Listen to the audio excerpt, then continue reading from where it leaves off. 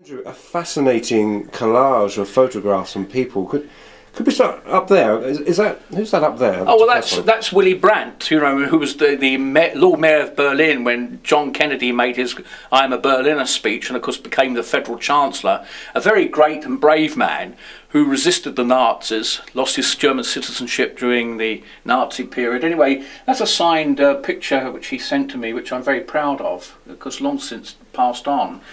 Here we got Michael Foot and myself. This is in 1983, just before the 1983 general election, where I was a candidate. I mean, looking at these pictures now, I, see the years have moved on. Had a full lot of hair there. And of course Neil Kinnock when I was in election when he was leader. Do you recognise this one?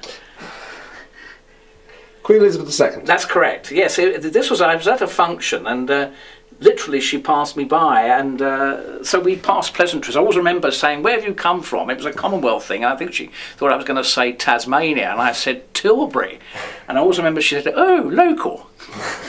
And Yasser Arafat, Dennis Healey here, Dennis Healey. And what is it that you admired about Barbara Castle? Oh, she was a lioness. I mean, she was formidable.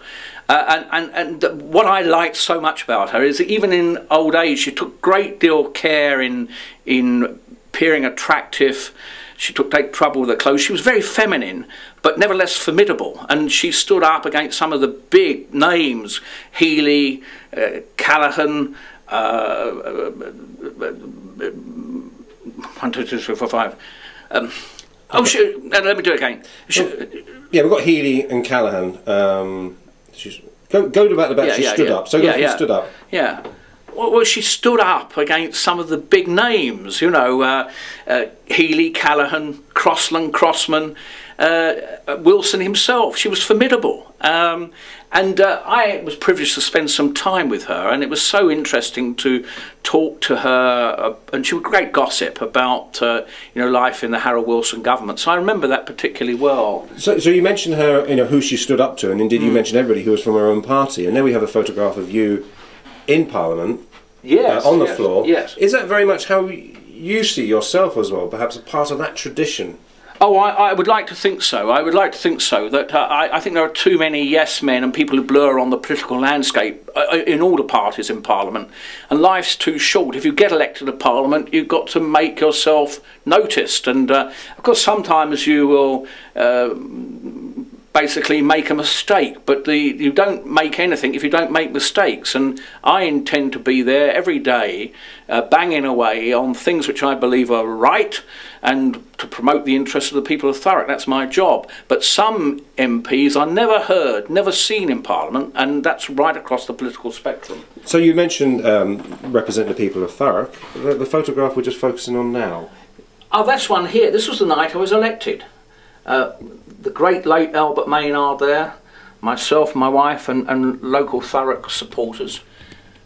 That was a great evening. And actually over here, this is the night I was, in 22 years of age, I was elected to a council in Kingston upon Thames Council. That's me there singing the red flag. I always remember there was a look of horror by the town clerk and the Conservative councillors that we done extraordinarily well, and we were very excited, and I was a very young councillor.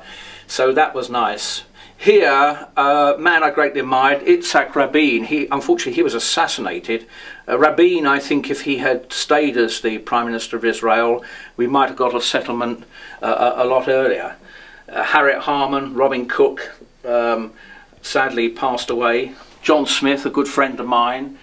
And here, of course, we have Tony Blair and Angela Smith and myself. This was the 1997 election where, of course, my colleague and friend Angela Smith was elected, and this is a wee picture taken in Basildon.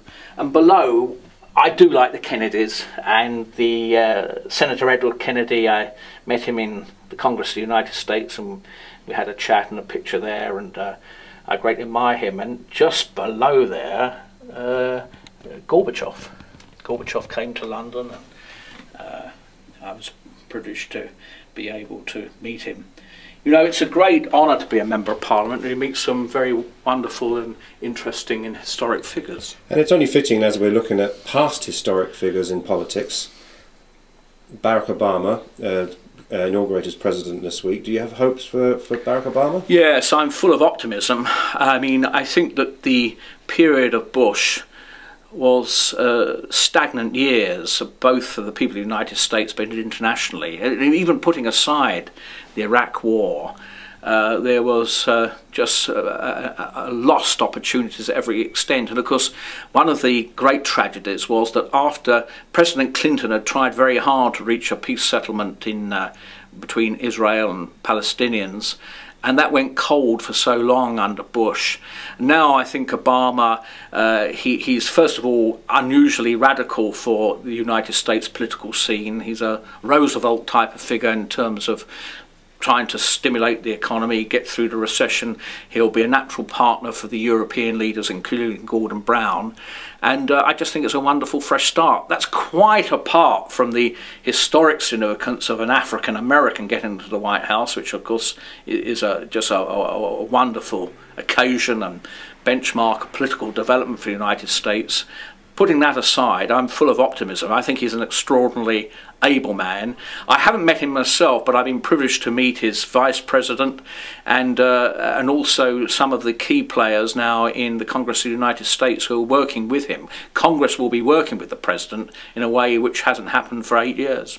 So finally, is there, maybe one day we'll have a photograph of yourself and Barack Obama here, but if there was one person from history who you'd like to have had a photograph of Andrew Mackinlay with, who would that person be? Pope John Paul II. I did have an audience with him. Unfortunately, I never got a picture.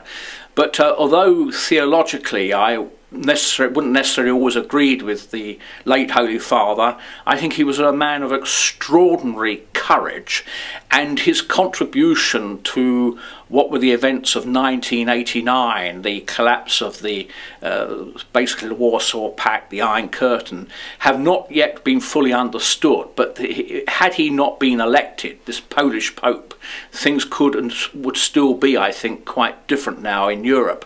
But he is somebody I greatly admire, and if I had had one picture, which I can no longer get, it would have been one with the late, great Pope John Paul II.